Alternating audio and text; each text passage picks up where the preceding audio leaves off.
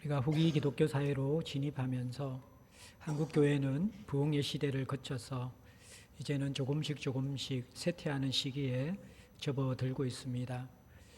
교세가 많이 감소했는데 숫자적 감소보다 젊은 세대가 교회를 떠나고 있고, 또 그보다 더 중요한 것은 교회 안에, 성도 안에 생명력과 역동성이 점점 사라져가고 있다라는 것입니다.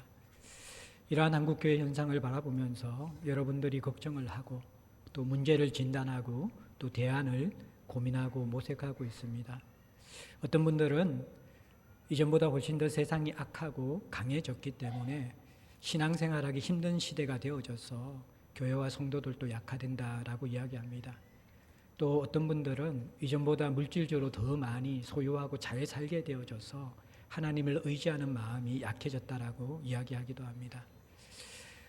우리가 이 세상의 강함과 악함에서 찾게 되어질 때에 물론 그것도 변수가 되겠지만 성경은 항상 세상은 믿음을 가진 성도와 교회에 우호적일 때가 없었다라고 이야기합니다.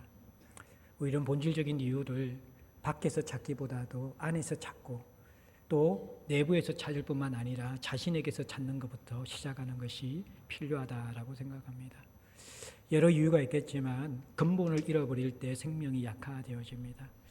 성경의 근본은 하나님 사랑과 이웃 사랑인 것이죠. 어떻게 보면 본질적인 것인데, 눈에 보이지 않는 것인데, 하지만 교회를 지탱하고 생명을 지탱하는 가장 중요한 요소가 바로 하나님을 사랑하고 이웃을 사랑하는 것이라고 할 수 있을 것입니다. 이것이 너무 추상적이기 때문에 실제적인 교훈을 제시하는 야고보는 오늘 우리가 읽은 14절부터 16절까지 본문을 통하여서 하나님 사랑과 이웃 사랑을 두 가지 실제적인 내용으로 묘사하고 있습니다. 형제 사랑을, 이웃 사랑을 약한 자를 돌보는 모습으로 묘사하고 있고, 하나님 사랑을 기도하는 것인데 특별히 약한 자, 병든 자를 위해서 기도하는 것, 이것으로 묘사하는 것을 볼 수 있습니다. 조금 더 간단하게 설명하면 교회가 성도와 공동체가 약화되는 중요한 이유는 사람에 대한 관심이 상실될 때, 특별히 약하고 돌봄이 필요한 사람들에 대한 관심을 잃어버리게 되어질 때 그 공동체는 반드시 서서히 약화되어지게 되어져 있습니다. 그리고 또 하나는 하나님을 향한 믿음의 자리, 기도의 자리를 잃어가고 있을 때, 분주하다 말만 하고 힘들다고 말만 하지만 정작 그 문제를 주님 앞에 머물며 풀어가는, 하나님을 신뢰하고 엎드리는 그 시간들을 잃어버린 교회와 공동체는 결코 세상을 이기는 믿음을 가지고 견고하게 세워질 수 없는 것이죠. 그래서 오늘 이 두 가지의 문제를 야고보의 실제적인 교훈을 통하여서 우리가 함께 좀 생각해 보았으면 좋겠습니다. 먼저 야고보는 병든 자를 돌보라라고 권면합니다. 너희 중에 병든 자가 있느냐? 그는 교회의 장로들을 청할 것이요. 그렇게 권면을 시작하지요. 공동체 안에 있는 병든 자, 이게 원어적 의미로 오랜 시간 동안 병을 앓았기 때문에 쇠약해진 사람을 의미하는 것입니다. 1차적으로는 본문적으로 육체적으로 질병을 가진 사람을 의미하는 것입니다. 그러나 우리가 조금 더 확대해서 해석한다 그러면 육체적 질병뿐만 아니라 마음과 영혼에 병이 들어서 오랜 동안 무력한 상태에 주저앉아 있는 사람, 이 사람이 바로 공동체의 병든 자이며 약한 자라고 이야기할 수 있는 것이죠. 그런데 이 병든 자를 돌보는 공동체가 되기 위하여서 야고보의 권면은 참 약간 우리가 이게 이상하게도 병든 자에게 먼저 권면을 합니다. 다시 말해서 공동체를 향한 권면보다도 병든 자에게 먼저 교훈을 줍니다. 무슨 교훈입니까? 교회의 장로들을 청하라, 그렇게 권면을 먼저 하고 있습니다. 청하는 것, 이것이 굉장히 공동체의 돌봄 가운데 필요한 요소라고 실제적으로 권면하고 있는 것이죠. 교회의 장로들은요, 그 당시에는 가르치는 장로와 다스리는 장로, 어떻게 보면 오늘날 교육자, 목사에 해당하는 분들과 또 교회의 여러 행정과 또 일들을 다스리는 또 당회원들, 오늘날 이렇게 구분되어져 있는데 옛날에는 다 같이 이것을 초대교회 당시에는 장로라고 이야기했습니다. 이것을 오늘날 병든 자, 약한 자도 육체적 또 마음 또 영혼의 질병 등 오랜 동안 질병된 사람이라고 우리가 해석할 수 있는 것처럼 이것도 꼭 우리가 직분적으로 목사, 장로를 의미하는 것이 아니라 영적으로 먼저 되고 성숙하여서 남을 돌볼 수 있는 모든 그러한 사람들, 특별히 교회 내에서는 중직자들 포함한 이러한 사람들을 바로 지도자들이라고 이야기할 수 있을 것입니다. 이들을 청하라라고 이야기하는 것이죠. 요즘은 참 이게 신방이 쉽지 않은 세대가 되어졌거든요. 그러니까 초청하지 않는, 특별히 젊은 세대들은 초청하지 않고, 특별히 우리 교회는 홀로서기와 각자 알아서 이제 잘 살아가는 것 같아요. 그러면서 이 교육자에 대한 배려가 너무 깊어가지고 목사님 여러 가지 교회 일하고 다른 사람 돌보기 너무 힘든데 나까지 짐이 될 필요가 있는가, 그렇게 사려 깊은 분들만 계신 것 같아가지고 너무 감사한 것 같아요. 어떤 의미인지 아시겠죠? 제가 그래서 대안을 만들어서 올해는 저희들이 봄에 정교인 수련회에서 못 가졌지만 봄이나 가을에 저희들이 성도들 신방주간을 정했거든요. 그래도 신방주간을 정하면 소곡시킨 사람들이 많이 신청하겠지 기대하고 있었는데, 이거 이렇게 교회 1급 비밀이라고 알려야 되는지 모르겠는데 생각한 것보다 훨씬 적은 숫자가 신방을 신청합니다. 그런데 그 신방을 신청한 숫자 가운데 거의 70-80% 아니 90% 정도는 교회에 온 지 얼마 되지 않는 새로운 분들이 신방을 신청합니다. 우리 교인들, 오래된 교인들은 이제 많이 배려를 해 주시는 것이죠. 근데 이것을 눈치 빠른 새 가족이 빨리 캐치를 하고 이분들도 이내 곧 대열에 합류해 가지고 갈수록 신방을 요청하는 분들이 줄어들고 있어요. 참 그 배려의 마음은 좋지만요, 가족의 우선순위는 배려가 아니라 서로의 필요를 아뢰는 것이거든요. 저를 돌봐주는 것은 여러분들이 문제가 있어도 목사님 짐지우지 말자, 또 우리 장로님들에게 짐지우지 말자, 중직자들에게 짐지우지 말자, 그런 것이 아니라 가족이라고 생각하면서 함께 나누어 주는 거예요. 초대하는 것, 초청하는 것. 초대는 하지 않는데 또 어떤 분들은 알아서 찾아와 주기를 기대하는 분들이 계세요. 근데 그게 되게 어려운 일이거든요. 제가 이제 예배 전에 여러분 인사하는 이유가 얼굴을 보면서 우리 성도들 한 주간 어떻게 살았는가, 힘들지는 않았는가, 또 이제 우리 교육자들 신방하는 것들 가운데서 중요한 또 기도 필요한 것들을 제가 알고 있으면 오면 물어보면서 어떻게 되었는가, 그러면서 이제 잠시 시간이지만 여러분도 만날 수 있는 시간이 주일 그때밖에 없어가지고 그 시간하고 또 예배 마치고 나서 돌아가면서 이렇게 또 식당에 있는 분들 만나는데, 근데 이제 식사하는 분들이 다가 아니기 때문에 이 시간이 중요한데, 최근에는 제가 이제 예배를 세우는 게 더 우선이라 생각해서 대표 기도자와 또 우리 찬양대와 함께 오늘 찬양대 11시에 딱 앉아 있더라고요. 저도 이제 11시 10분에 찬양 시작하기 전에 기도자와 함께 앉아 있어서 그게 조금 아쉬움은 있어요. 여러분 한 분 얼굴 보고 어떻게 살았나 좀 이렇게 살펴보고 싶은데 못해서 아쉬운데, 그렇게 살펴보더라도 여러분들 속속들이 아픔이나 어려움을 다 알 수가 없습니다. 근데 이게 목사님이 기도하면 다 그게 보이는 줄 아는 분들이 계세요. 제가 이제 점쟁이나 무당도 아닌데 다 알아서 이제 찾아와서 만져주고 격려해주고, 제가 그런 신령했으면 참 좋겠는데 제 수준과 또 우리들의 수준이 그렇게 안 되기 때문에 야고보가 먼저 이야기하는 것은 힘든 자가 있느냐, 병든 자가 있느냐, 오랫동안 짐을 진 자가 있느냐, 그래서 일어설 수 없는 자들이 있느냐, 혼자 주저앉아 있지 말고 힘들어하지 말고 지도자들을 초청하라. 이게 굉장히 중요한 돌봄의 공동체, 사람을 세우는 공동체의 중요한 요소라는 것이죠. 물론 제가 조금 이따 이야기하지만, 그러면 그 필요를 요청할 때 공동체가 즉각 반응하고 환대하는 그 문화가 있어야지만 이 필요도 쉽게 오픈할 수는 있어요. 그게 안 되면 또 이것도 안 되고 같이 연관은 되어져 있지만, 어쨌든 야고보는 먼저 지도자들보다도 병든 자가 먼저 가족으로 생각하고 지도자를 초대해서 함께 그 어려움을 나누라라고 권면하는 것이죠. 이번 주에 무더운 여름 한가운데 우리 교우 가운데 오래된 교우 한 가정이 저희 집을 방문하셨어요. 목사님과 교제하고 싶어요. 그래서 저희 집에 초대해서 우리 아내가 음식을 만들어서 한 3시간 넘도록 그렇게 쭉 이야기를 하면서 참 행복했어요. 그래도 목사라고 생각하면 찾아와 주었구나. 참 감사하고 참 그게 기쁘더라고요. 저는 기쁘더라고요. 예.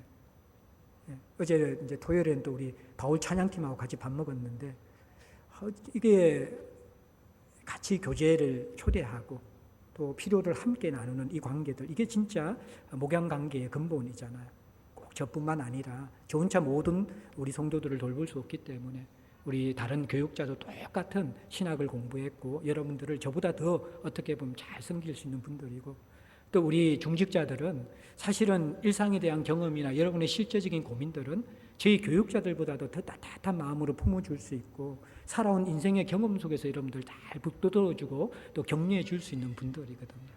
그래서 여러분들 초대하는 문화, 초청하는 것, 이것이 우리가 관계 맺는데 첫 번째 굉장히 중요한 이 자질이고 또 필요라는 것들 야고보가 권면합니다. 그 다음에 이제 그 초청을 하게 되어질 때에 교회의 지도자는 즉각 찾아가서 그들은 주의 이름으로 기름을 바르며 그를 위해서 기도할지니라, 그렇게 이야기하고 있습니다. 지도자는 자리에 앉아서 보고를 받거나 어떤 아젠다를 지시하는 사람이 아니라 현장으로 서며 들어가는 사람입니다. 예수님의 리더십은 하늘에 계신, 하늘 보좌에 계신 분이 성육신 하셔서 이 땅에 찾아오신 현장 리더십이거든요. 어린아이로 태어나셔서 연약한 우리 인간들이 어떻게 살아가고 어떤 고민과 어떤 아픔이 있는가 다 그것을 감찰하시고 체험하시면서 성육신하신 리더십으로 우리를 치유하시고 또 우리의 필요를 위해서 자신을 내어주시며 십자가에 죽으신 분이 바로 예수 그리스도인 것이죠. 우리를 지도자로 부르신 이유는요, 물론 교회의 중요한 부분들을 분별하게 결정하는 것도 지도자의 역할이고 미래의 중요한 방향들을 결정하는 것도 지도자의 역할입니다. 그러나 그것보다 더 중요한 지도자의 우선적인 역할은 사람을 사랑하고 그들을 돌보는 것입니다. 특별히 약한 자들, 힘든 자들, 무력한 자들을 향하여서 끊임없는 관심을 가지고 돌보는 것입니다. 제가 요즘 보면서 이렇게 목회를 하면 할수록 이전에 보이지 않던 해야 할 일이 너무너무 많이 보여가지고 안타까운 것은 이전에는 제가 일주일에 굉장히 많은 사람들을 만났던 것 같아요.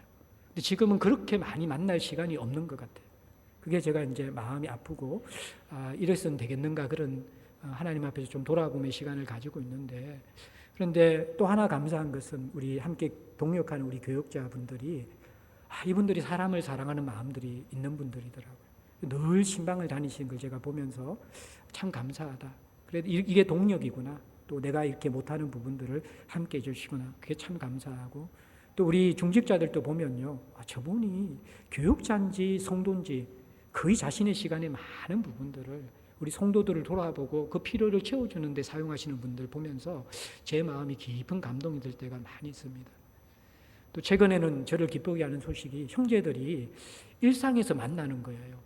마을 소그룹 형제들이 주중에 그냥 만나가지고 같이 밥도 먹고 차도 마시면서 형제 속 이야기들도 하고 또 운동도 같이 하면서 같이 이렇게 가까워지는 그런 부분들, 이러한 이 비공식적이지만 서로가 서로에게 대해서 관심을 가지고 찾아가고 또 찾아와 달라고 이야기하면서 교제하는 이 끈들이 공동체를 굉장히 건강하게 하는 것들이거든요. 이것이 되려면 아까 말씀했지만 어쨌든 병든 자와 약한 자들은 신뢰하고 기꺼이 기대하는 마음으로 초청을 하고 필요를 아뢰면서 도움을 구해야 되고, 공동체의 리더십은 우선적으로 여기에 대해서 가장 민감하게 반응할 수 있고 자신의 시간을 할애할 수 있는 사람들이 되어져야 되는 것이죠. 중직자들을 왜 교회에서 세우는가? 시간이 되어졌고 어느 정도 일정이 됐기 때문에 교회의 사람으로 잡아놓고 헌금을 더 시키고 교회 일을 더 시키려고 그렇게 중직자를 세우는 것이 아닙니다. 중직자의 가장 큰 역할은 사람을 돌보는 것입니다. 사람을 돌보는 것. 주중에 여러분들이 어떻게든지 자신의 관계 속에 있거나 연결된 사람들의 필요가 무엇인지, 어려움이 무엇인지를 항상 생각하고 될 수 있으면 만날 수도 있고 또 아니면 카톡으로나 이렇게 전화도 하고 또 이게 신방도 하고, 그리고 더 중요한 것은 그들의 필요를 바라보면서 기도의 자리에 나아가서 엎드리고 또 함께 이 공동체의 생명을 위해서 예배의 자리를 지키고, 이것이 중직자를 세운 가장 중요한 이유이거든요. 그리고 또 이 중직자들도 지금 다들 중직자의 세대의 나이들이 굉장히 바쁜 세대예요. 짐이 많은 시대예요.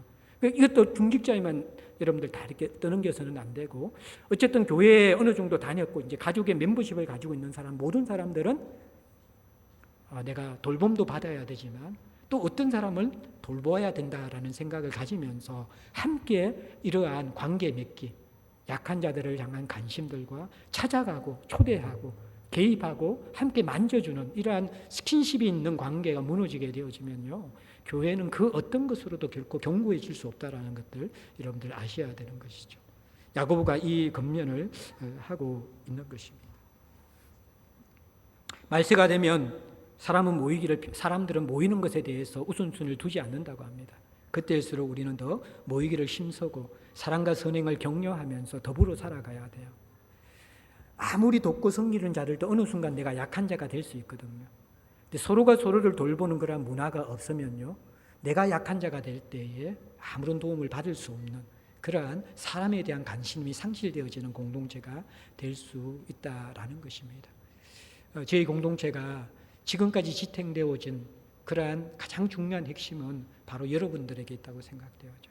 여러분들이 여러분의 시간과 기도의 시간과 여러분의 재정들을 여러분 것으로 생각하면서 동료 메고 있는 것이 아니라 우리 공동체의 필요를 보면서 약한 자들을 보면서 늘 찾아가고 다독거려주고 그들 안에서 함께 가족으로서 연결되어져서 신앙생활을 했기 때문에 지금의 제자들 교회가 있었다라고 생각하는 것이죠.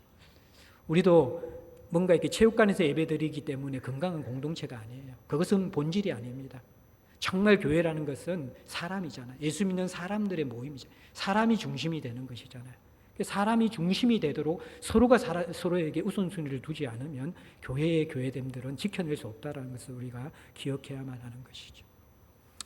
이제 뒷부분의 내용들이 조금 많아서 바로 넘어가도록 할 텐데, 자, 이렇게 병든 자와 약한 자를 돕는 데에 야고보는 특별히 기도로 돕는 단계까지 나가는 것, 이게 굉장히 중요한 공동체를 견고하게 하는 모습이라고 이야기하고 있습니다.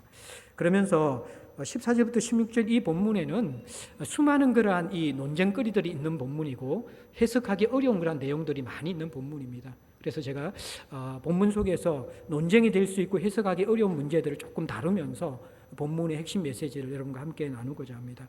4가지 정도를 좀 다룰 텐데, 먼저는 이제 기도로 병든 자를 실제적으로 우리가 돌봐야 되는데, 이때 일반 은총을 활용하는 것과 하나님 앞에 기도하면서 병든 자를 돌보는 것 사이에 신학이 정립되지 않은 사람들이 있을 수가 있어요. 그래서 무슨 말이냐 그러면 극단적인 믿음을 가지고 있는 사람들은 일반적인 의료행위나 하나님이 일반 은총으로 주신 영역 속에서의 치료 행위들 자체를 다 이렇게 무시하는 것이죠.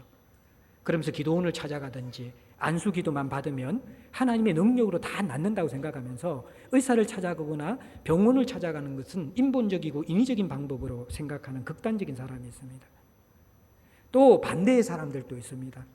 사실은 이 질병의 문제들이 마음과 영혼에 연관되어진 그런 많은 부분들도 있는데, 그것을 현대의학이나 병원과 의사만 의지하면서 이 모든 문제를 해결하려고 하는 사람들이 있다라는 것이죠. 그런데 성경은 이 2가지 영역을 다 열어놓으면서 균형을 잡으라고 이야기하고 있는 것입니다.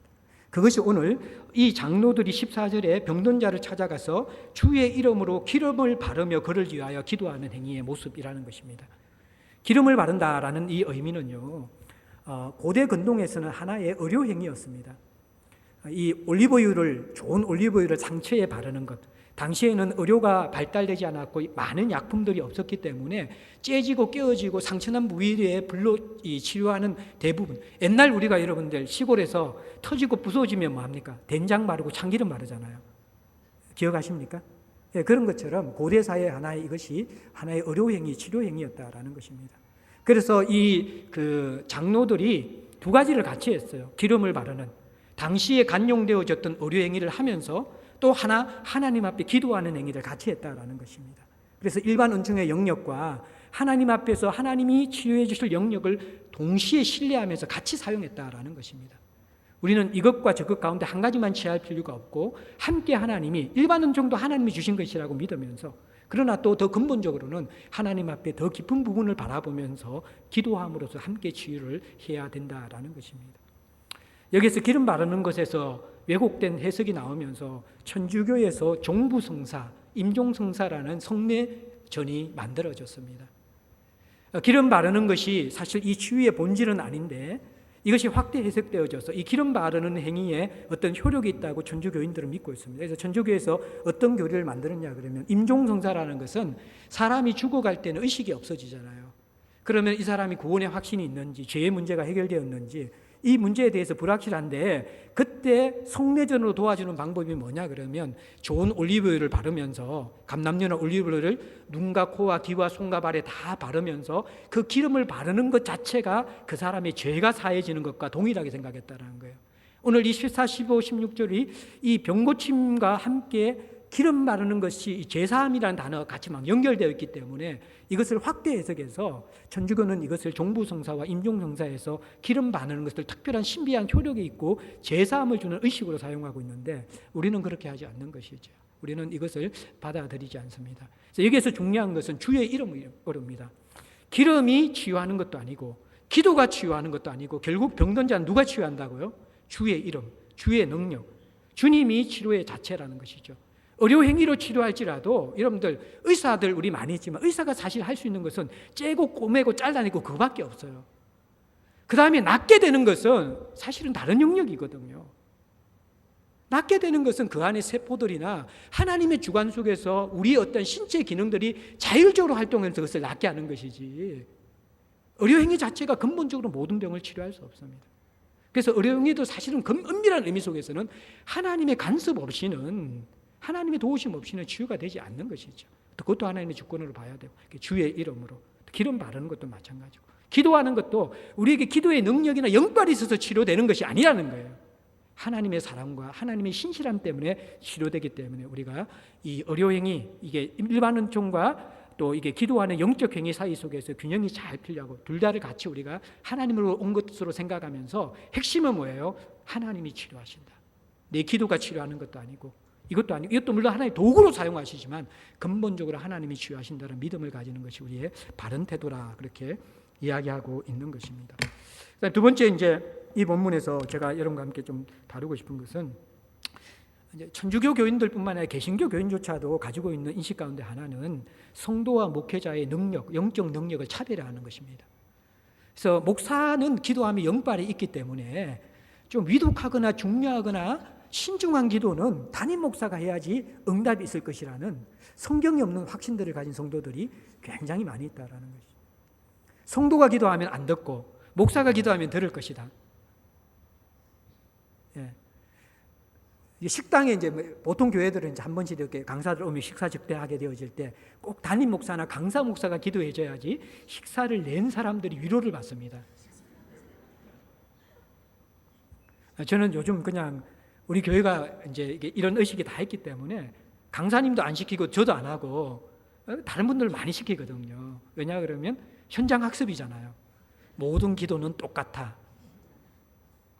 어제 공기 집사님께서 9시가 넘어가지고 목양실에 설교 준비를 하고 있는 저를 찾아오셨어요. 문을 똑똑 두드리셨어요. 그리고 나서 목사님 오늘 이제 아침 예배 드리고 이제 지금 카자흐스탄 선교 떠나시거든요. 11명이 함께 선교를 떠나는데 오늘 6명이 같이 기도에 참석했는데 기도 받으러 왔습니다. 그래서 들어왔는 거예요. 제가 이제 기도하기 전에 야고보서 설교를 했습니다. 제 기도나 여러분 기도나 똑같습니다. 제 기도는 능력이 없습니다. 그러면서 이제 이야기를 하면서 쭉 했는데 왜 그러냐 그러면요. 14절 말씀은 교회의 장로들을 청하라. 그러면 지도자들의 기도가 뭔가 능력이 있어서 병능자를 고치는 것처럼 생각하잖아요. 근데 여러분들 재밌는 표현이 있어요. 그게 뭐냐 그러면 병든 자가 초대할 때 장로를 초대할 때 그게 단수예요, 복수예요? 장로들을 초대하라고 그래요. 초대교회는 이것을 어떻게 해석하는지 알아요? 그건 뭐냐 그러면 이 사람들은 능력이 드러나면 그 사람을 우상화합니다. 영웅시합니다. 특별히 병 고치는 은사를 통해서 능력이 드러나면 그 사람에게 주목한다라는 거예요. 그래서 교회의 장로 가운데 누가 한 명가 자기 혼자가 기도했는데 병이 떡 나아버렸어. 그럼 교회에 소문이 나는 거예요. 저 장로가 기도하면 병이 낫는다. 어떤 한 장로가 가서 기도했어. 더 심해졌어. 저 장로가 기도하면 병이 심해진다. 이렇게 되는 거예요. 그래서 이 초대 교회는 이것을 한 사람이 영광을 받거나 그 사람이 어떤 능력에 의해서 치유된다라는 오해를 막기 위해서 장로들이 함께 가서 기도하라는 거예요. 사람에게 집중하지 말라는 거예요. 핵심은 사람에게 집중하지 말라라는 것이거든요. 근데 사람에게 집중하지 말라고 그래놓고 담임 목사에게 집중하라는 그것은 굉장히 비합리적인 그런 이론인 것이죠. 이것이 여러분들 16절에 나옵니다. 16절에 보면 의인의 강구는 역사하는 힘이 크민이라 그렇게 이야기하잖아요. 여러분들 이 말이 무엇입니까? 의인의 강구는 역사하는 힘이 크다. 여기에 의인은 어떤 의미냐 그러면요, 어떻게 보면 보통 사람보다 더 거룩한 성자, 천주교에서 이야기한 세인트를 의미하는 것이 아닙니다. 아니면 지기적으로 목사나 장로와 같은 중직자 이러한 사람을 의인이라고 이야기한 게 아니라는 거예요. 문맥으로 정확하게 보면요, 어떻게 되어 있습니까? 16절에 보면 너희 죄를 서로 고백하며 병이 낫기를 위하여 서로 기도하라 라고 하면서 의인의 강구를 이야기합니다. 문맥적으로 볼 때 이 의인은 어떤 사람이냐 그러면요, 서로 죄를 고백하여서 지체와의 관계와 그 죄로 막힌 하나님과의 관계가 회복된 사람들의 기도, 이것이 어떻게 보면 가장 건강한 문맥적인 해석입니다. 그리고 또 이 강구라는 그 단어는요, 끈질기게 집요하게 간절하게 기도한다는 말이거든요. 여기에 의인은요, 직분적으로 목사를 의미하거나 장로를 의미하는 것이 아닙니다. 아니면 내가 기도에 영빨이 있거나 능력이 있거나 거룩한 삶을 살아온 사람도 의미하는 것이 아닙니다. 여기에 의인은 딱 두 가지거든요. 하나는 관계가 바른 사람, 하나님과 이웃과의 관계가 바른 사람, 그 사람이고, 또 하나는 뭐냐 그러면 강구라는 것을 보게 되었을 때 평상시에 기도하지 않다가 딱 아픈 사람 보면서 기도 요청할 때만 기도하는 사람은 그 사람이 담임 목사든지 장로든지 상관없이 의인이 아니라는 것입니다. 평상시에 강구의 습관이 있는 사람, 깊은 기도와 함께 하나님 앞에 기도의 능력을 알고 있고 하나님을 신뢰하고 있고 기도가 그 삶에 습관화되어져 있고 스며들어 있는 사람, 그 사람의 기도를 하나님께서 응답하신다라는 것입니다. 그게 진짜 리더십이라는 것이죠. 그래서 여러분들, 물론 그러면 왜 장로들을 초대해야 되는가? 그것은 기도의 능력이 있기 때문이 아니라 목양적인 이유이기 때문입니다. 성도들을 돌본 목양적인 최우선적인 그러한 이 돌봄의 책임이 누구에게 있습니까? 교회 지도자에게 있는 것이죠. 예. 그리고 꼭 질병의 문제뿐만 아니라 제사함의 문제와 연결되어져 있잖아요. 이러한 깊은 문제, 여러 가지 복합적인 문제를 위해서는 분별력이 있고 신앙이 성숙한 지도자가 가게 될 때 제대로 돌볼 수 있기 때문에 그런 것이지, 영빨이 세기 때문에 담임 목사가 기도해야지 병이 낫는다? 아니라는 것입니다. 물론 여러분들의 기도 그런 필요가 있을 때 언제든지 제가 기도해 드립니다. 그러나 제가 꼭 기도하기 때문에 낫는다라는 그러한 믿음은 안 가지셔도 된다라는 것이죠. 하나님이 여러분들을 낫게 해주시는 것입니다. 그 다음에 이제 우리가 하나 더 조금, 이 기도는 역사하는 힘이 큽니다. 바른 관계를 가지고 정말 하나님을 신뢰하는 의인의 기도는 역사하는 힘이 크다라고 이야기하면서, 세 번째 우리가 좀 다뤄볼 것들은 응답이 있는 믿음의 기도의 문제입니다. 15절 이 문제도 되게 여러분들 좀 어려운 해석이거든요. 믿음의 기도는 병든 자를 구원하리니 주께서 그를 일으키시리라. 이게 굉장히 아픈 사람, 절망 중에 있는 사람에게 확신과 위로를 주는 구절이기도 하고요, 또 반대로 실망과 낭망을 주는 구절이기도 합니다. 상황에 따라서. 자, 어떻습니까? 기도하기 전에는 이게 확신의 구절이 될 수 있습니다. 왜입니까? 내가 믿고 기도만 하면 병든 자가 일어나요, 안 일어나요?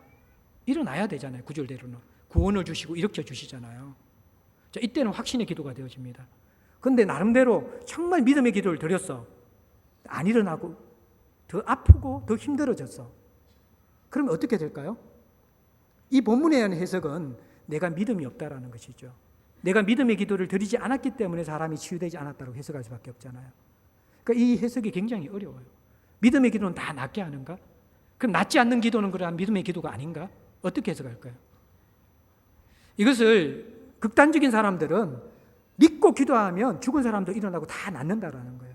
그건 믿는 사람들은 어떻게 합니까? 병원에 안 데려가고 기도원에 데려가서 안찰하고 그냥 극단적인 방법으로 그냥 치료하려고 하는 것이죠. 그래서 더 뭐 맨손으로 막 그 암을 뜯어내고 이러면서 더 사람들을 힘들게 만들면서 고통 주는, 이러한 사람들의 믿음이 뭐냐 그러면 믿음으로 기도하면 다 낫는다라는 이 본문을 그대로 해석하면서 가지는 하나의 또 오류일 수가 있다라는 것이죠. 또 역으로 그러면 우리가 병자를 위해서 기도할 때에 안 나을 것이라고 믿고 기도해야 되는가? 이것도 또 아니잖아요. 참기 그래서 쉽지 않는 본문, 기도라는 것이. 저도 이 본문과 연관된 수많은 참고자들을 찾았는데 결론은 정답을 내지 말자입니다. 성경은 둘 다를 열어놓고 있다. 예. 여러분들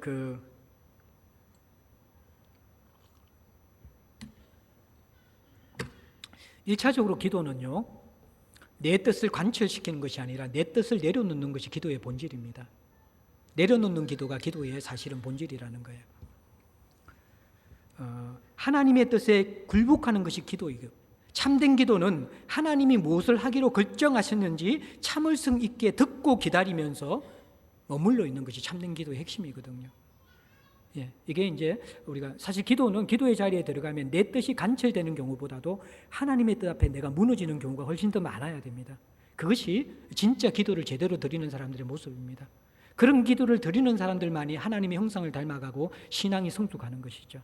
근데 하나님께 듣지도 않고 뜻을 묻지도 않고 일방적으로 자기의 뜻을 관철시키고 요구를 하나님 앞에 삿대질하면서 계속해서 이렇게 붙잡고 있는 것들, 그게 좋은 믿음 같지만 어떻게 보면 하나님과의 자신과의 관계의 바른 위치를 모르는 기도가 될 수가 있고, 또 자칫 잘못하면 이것이 자기의 고집을 더 강화시키는 기도가 될 수 있다는 것을 여러분들 기억하셔야만 합니다. 그런데 일반적인 기도는 내려놓는 기도인데, 근데 병든 자를 위해서 기도할 때는 응답을 확신하는 기도를 하라. 이게 이제 성경의 가르침이라는 것입니다. 기도는요, 논리적으로, 합리적으로, 이론적으로 정리할 수 있는 것이 아닙니다. 기도의 순간은 절망의 순간이고 위급한 순간이고 생가사의 순간이고 사랑하는 사람을 향하여서 내 모든 것을 던질 수밖에 없는 순간이 기도의 순간이라는 거예요. 근데 그 기도의 시간에 합리적으로 이것이 하나님의 뜻이 맞을까 옳을까, 물론 생각하는 것은 좋지만 거기에만 매달려 있는 것은 사실은 하나님이 원하는 것도 아니고 인간적인 모습도 아니라는 것입니다.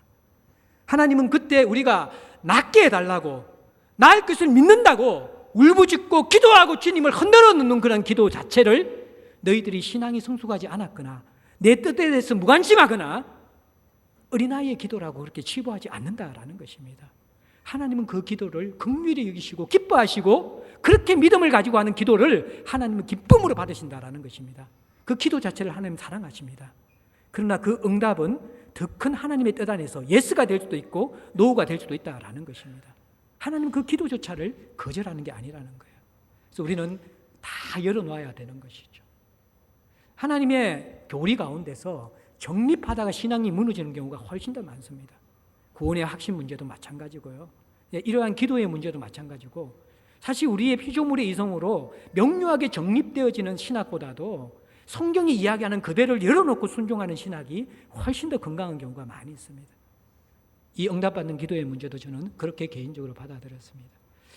마지막으로 한 가지만 또 더 다루고 싶은 것은 우리가 병든 자를 도울 때 전인적으로 치유되어지는 것을 경험하는 것, 그것이 정말 관계를 깊이 하고 공동체를 튼튼히 할 수 있다는 것을 여러분과 나누고 싶습니다. 오늘 이 기도, 병든 자를 위해서 기도하는 것을 15절 16절에는 질병을 죄와 연관시켜서 야고보가 다루고 있습니다. 15절에 보면 후반절에 보면 혹시 죄를 범하였을지라도 사함을 받으리라 이야기하고 있고, 16절에 보면 너희 죄를 서로 고백하며 병이 낫기를 위하여 서로 기도하라 라고 그렇게 이야기하고 있습니다. 성경은 이 문제에 대해서도 모든 질병이 죄로 말미암은 것은 아니지만 어떤 질병은 죄와 연관되어 될 수 있다라고 열어놓고 있는 것이죠. 그러니까 이것도 여러분들, 이 극단적인 어떤 신비주의자들은요, 병만 걸리면 그것이 사단이고 죄라고 이야기하는 경우가 많이 있다라는 거예요. 이것도 이제 건강하지 않는 것이죠. 또 하나는 너무 이것을 또 인본적으로 다루면서 질병의 문제를 의학적으로만 다루고 하나님과의 관계에 있어서 혹시나 내게 주는 메시지가 없는가 돌아보지 않으면서 너무 이것을 또 쉽게 취급하는 그런 경우도 있다라는 것이죠. 이 둘 다가 여러분들 성경적이지 않습니다. 물론 엄밀한 의미에서 보면 모든 질병은 죄와 연관이 있습니다. 왜냐 그러면 내가 지은 죄는 아니지만 선악과 사건 이후에 타락 이후에 죄가 들어왔고 죄로 말미암아 타락한 이후에 고난과 고통과 질병이 들어왔기 때문에 근본적으로는 타락과 질병은 연관이 있는 것입니다. 그러나 나의 질병이 내 죄와 연관이 있다는 것은 그것은 그럴 수도 있고 아닐 수도 있다는 것입니다. 성경은 다 열어놓고 있는 것을 우리는 보아야만 합니다.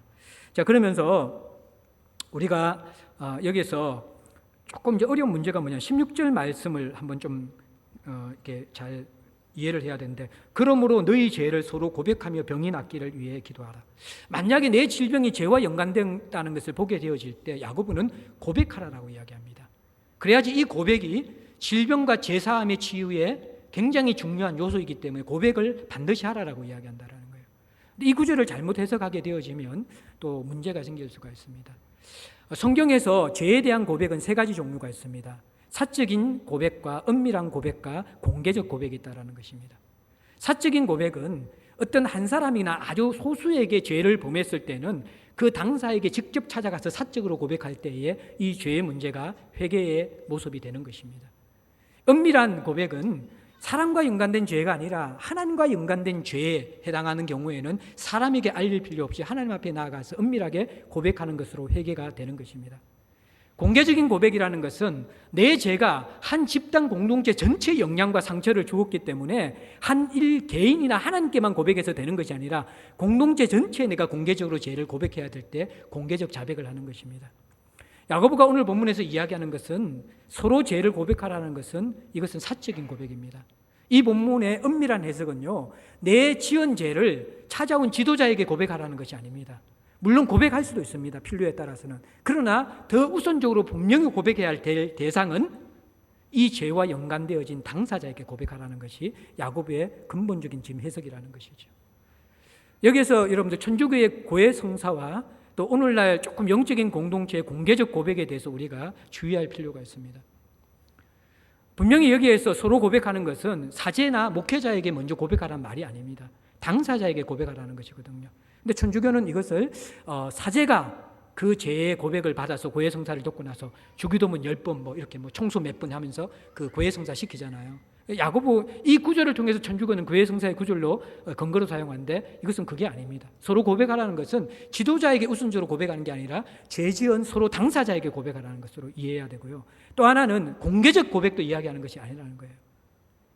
조금 이게 영성운동을 하거나 좁은 의미의 복음을 강조하는 곳에서 이런 이야기를 하는 경우가 많이 있습니다. 지은 죄를 공동체 앞에서 고백할 때 그 죄에서 떠나게 된다 이야기하면서 고백하도록 만드는 것이죠.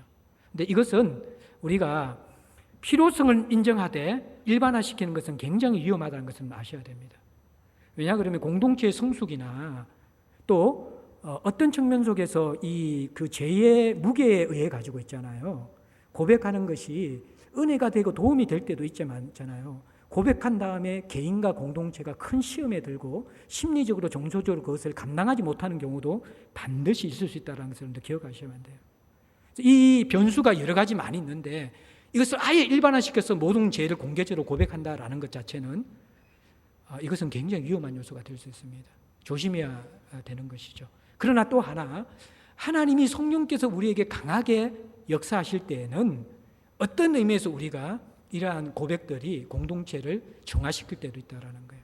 그래서 여러분들 원산의 대부흥운동, 한국 초대교회 부흥운동이 하디 선교사가 공개적으로 자기의 죄를 우리의 국민들을 업신여기고 이 자기 자신 안에 있는 그런 사랑 없는 그 마음들 회개하면서 부흥운동이 일어났거든요. 근데 그것은 특별하게 성령께서 우리를 붙잡아 주실 때에 하시는 그런 일이지 우리가 이것을 일반화시켜서 모든 죄는 공개적으로 해야 된다는 것 자체는 그것은 공동체가 감당할 수 없고 본인도 감당할 수 없는 것입니다. 가장 성경적인 권면은 당사자 사적으로 하고 그것이 좀 부담스럽고 힘들 때는 지도자의 도움 속에서 하는 것이 가장 건강하고 좋은 것이라는 것들 여러분들이 기억하셨으면 좋겠습니다. 그 다음에 여러분들 또 하나 이제 마지막 다루고 싶은 이 문제에 다루고 싶은 것은 뭐냐 그러면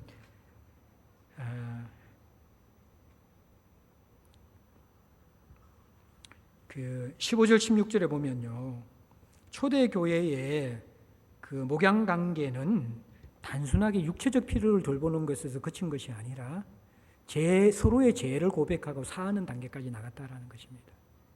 이게 무슨 말이냐 그러면요 죄의 고백이 나올 정도 같으면 단순한 병문안 신방 정도가 아니라 전인격적 필요를 서로가 생각하면서 대화를 나누고 신방하고 있는 모습을 우리에게 보여준다라는 것이죠.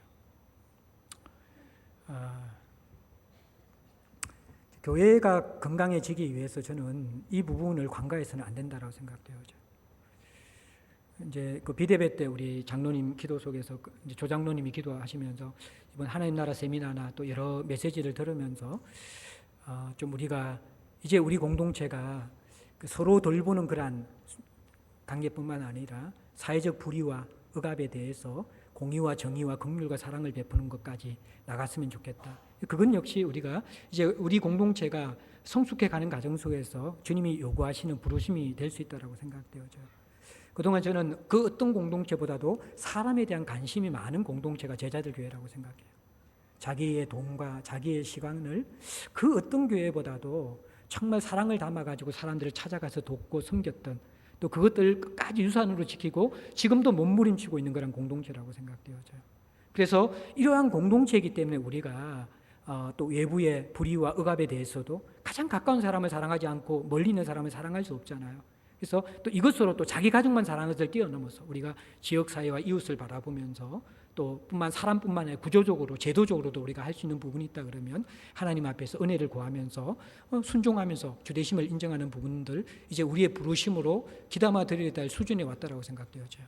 그런데 여기에서 하나를 스킵하면 안 돼요. 뭔지 아십니까?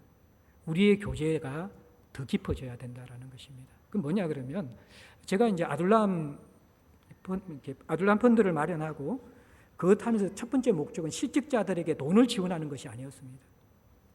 그러니까 실직하게 되어지면 수많은 문제들이 생기게 되어지거든요. 남편이 실직하면 아내가 돈을 벌러 나가야 되고, 자녀들의 이게 양육이나 먹는 문제가 어려워지게 되어지고, 수많은 그런 또 믿음의 문제, 영적인 회의의 문제, 이런 문제가 수많은 문제들이 같이 생기거든요. 제가 원했던 것은 중직자들이 이 부분 속에서 전인격적으로 돕는 공동체의 모습을 한번 봤으면 하는 생각이라는 거예요. 오히려 우리가 돈을 돕는 것은 쉬워요, 어떤 의미에서는. 그런데 그 가정에 찾아가가지고 엄마가 일하러 갔기 때문에 애들이 목욕도 못하고 있어요. 그럼 우리 교인들 그 애들 좀 목욕도 좀 시켜주고, 애들이 공부도 못하고 있어요. 그 숙제했는지 그것도 좀 봐주고 있고, 예? 보니까 반찬도 없고 늘 짜파게티 라면 끓여 먹고 뭐 설거지가 이렇게 산더미까지 쌓여 있어요. 그런 것도 좀 도와주고, 그리고 그러다 보면 부부관계도 힘들어지거든요. 그거 좀 들으면서 서로 다독거려주고 격려해주고, 부부관계가 힘들어지면 하나님과의 관계도 힘들어져요. 그럼 그 문제도 바라보면서, 그러면서 그것만 돕는 것이 아니라 너 어차피 실직했으니까 시간 있잖아, 나하고 성경 공부하자. 그래서 걸려든 한 사람이 있어요. 그렇게 우리가 전인격적으로 총체적으로 돕는 것이 진짜 우리가 약한 자, 병든 자, 어려운 자를 돕는 것이거든요. 그래서 우리가 그런 것이 전혀 없는 것은 아닌데, 정말 우리가 경관 공동체가 되려고 그러면요, 이런 물질적 도움이나 잠시 우리가 할 수 있는 도움이 아니라 전인적인 도움이 필요하다는 거예요. 그게 여기에서는 제사함이라는, 서로 죄를 고백하고 서로가 죄 문제까지도 타치할 수 있고 고백할 수 있고 그것을 도와줄 수 있는 수준이면 이건 세상이 볼 수 없는 공동체예요. 세상은 약한 자를 배려하는 것이 아니라 배제시킵니다. 세상은 자신의 강한 것을 자랑하지만 약한 것을 숨기는 것이 세상의 모습입니다. 그것에 가장 대립되는 대한 문화가 오늘 이 야고보가 제시하는 것입니다.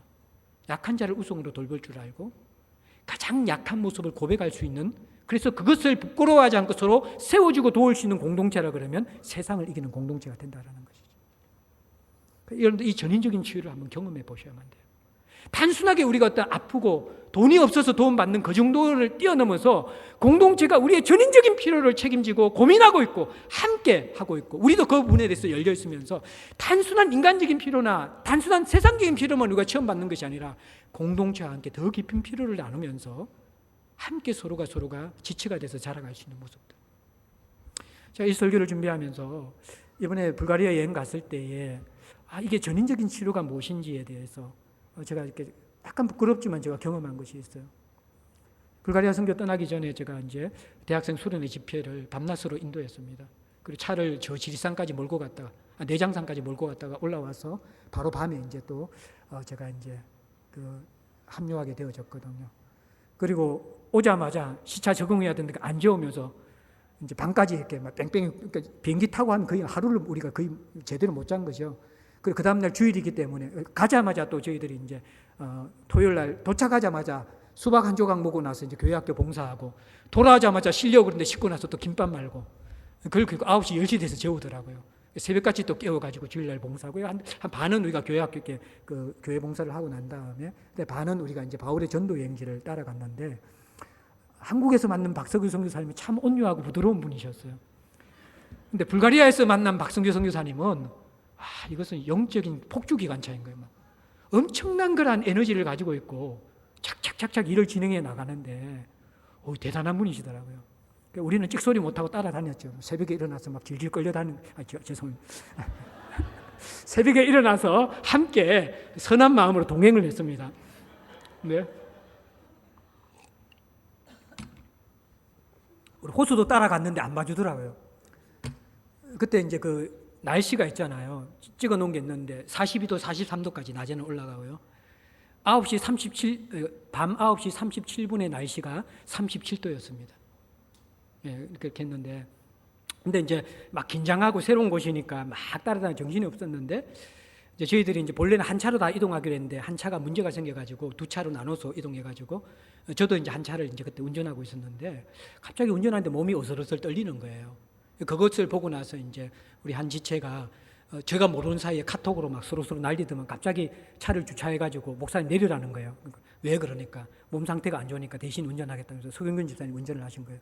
제가 이제 그래서 박석수 선생님 차에 옮겨 타고 나서 이제 아내랑 함께 가기 시작하는데 얼마 가지 않아서 온몸이 사시나무 떨리듯이 막 떨리는 거예요. 제가 태어나고 그런 경험이 처음이었어요. 막 이게 숨이 차오르고 호흡도 잘 안 되고 막 계속 떨리는 거예요. 아내도 제 모습을 보면서 막 이상해하고 저도 내가 왜 이런가 그러면서 안 떨어야지 그런데 더 떨리는 거예요. 그래가지고 위에 두꺼운 옷을 막 입고 막 그러는데도 너무너무 떨리는 거예요. 이제 그 가다가 차에 중간에 세우기도 하고 막 바깥에 뜨거운 데 나갔는데도 막 떨리는 거예요. 그래가지고 들어왔는데 이제 박석희 성사님 막 당혹스러운 거죠. 이 상태로 응급실에 가야 되는가 진행한가 머릿속에 온갖 생각이 다 있는데 이게 이 고속도로인데 나갈 이게 출입구도 없고 도시도 안 보이는 거예요. 그래서 한참 2-30분을 달려다가 이제 그 화장실만 있는 주차장 있잖아요. 간이 주차장 같은 데 이렇게 나오게 되어졌고 저는 이제 엉금엉금 기어서 나오다시피 해가지고 그냥 이게 약간 그늘만 있는데 그냥 맨바닥에 그냥 쓰러져 누워버렸어요. 그러니까 이제 성도들이 너무 놀라가지고 저를 위해서 막 간절히 기도하기 시작하는 거예요. 저는 이제 그 순간에 그 사랑이 너무 고마운 거죠. 지체들이 나를 이렇게 사랑하는 고마움과 함께 순간에 하나님께서 탁 깨닫게 해주신 것이 있는 거예요. 제가 이렇게 불가리아에 가면서 여러 가지를 보면서 제 마음에 회개가 생겼거든요. 하나는 우리 박석규 선교사님이 선교하시는 그 모습 보면서 6년 동안 가정에서만 예배드리면서 그 하스코보 그 도시에 동양인 한국인은 딱 한 가정밖에 없는데 그 아이들을 데리고 붙잡고 있었던 거예요. 그 전에 들어왔던 그런 서너 가정 되는 선교사 가정들은 그 애들이 물 때문에 다 이렇게 병이 생겨가지고 중금속이 오염된 물 때문에 병이 생겨가지고 나가고 또 여러 가지 가정의 어려움들 때문에 다 철수했는데 이 동양인 가정, 한국인 가정 한 명이 거기에 버티고 있는 그 모습과 또 종인이가 이제 한국에 갔다 오고 나서 아빠가 선교사지 왜 우리가 이런 힘든 일을 해야 되는가 그런 또 이야기를 하는 거 이야기를 들으면서 그리고 또 이제 이분이 정말 겸손하게 하스코보 교회에 주장하는 리더십이 아니라 현지 리더십을 섬기면서 다 서포트하는 리더십을 보이고 지난번에도 제가 말씀드렸지만 저희들이 찾아와서 저희들의 이 활동이 있는데도 불구하고 현지 사역자들이 2시 반 주일학교 설교하는 걸 제지하지 않더라고요. 그래서 진짜 사역자구나. 정말 영혼을 사랑하는 사역자구나. 그런 깊은 감동을 가졌고 그 다음에 이제 이게 바울의 선교행 차 타고 가는데도 이렇게 힘든데 바울이 이것을 걸어갔다 그러면 정말 이게 상상이 안 되는 것이죠. 그런데 이제 제가 사실 이제 불가리아 선교 가기 전에 마음에 조금의 부담과 불편함이 있었어요. 담임 목사로서 주의를 2번이나 빼야 된다는 것들과 또 이제 또 이게 여러 가지 생각이 있는 거죠. 이게 선교 가는 것이 주파성 선교사들의 필요를 보면서 담임 목사의 역할도 있지만 또 어떤 측면에서 해외를 나가지 못하는 성도들에게는 시험거리가 될 수도 있는 그 여러 복잡한 마음들을 가지고 가면서 제 마음속에 제 사랑이 넓지 못해서 조금은 마음속에 이렇게 부담과 섭섭한 마음을 가지면서 제가 사실은 떠났습니다. 근데 그 순간에 갑자기 이 모든 것이 함께 들어오면서 사랑이 없는 제 모습을 보면서 하나님 회개케 시키는 거예요. 그래서 거기에서 제가 막 통곡하면서 막 속에서 울음이 나오는 거예요. 그러니까 기도하는 사람이 놀래가지고 저를 보면서 아픈 사람이 계속 울고 있으니까 이렇게 너무 놀래서 가는데 제가 혼자 속으로 기도하려고 그랬는데 너무 강한 성령이 고백하라고 이야기하시는 거예요. 그 죄를 호수도 있지만 다 여러분을 신뢰하고 하나님 함께 나누기를 원하신다 그러면서 고백을 했습니다. 그때 또 박석규 선교사님과 함께 자기가 고백하는 거예요.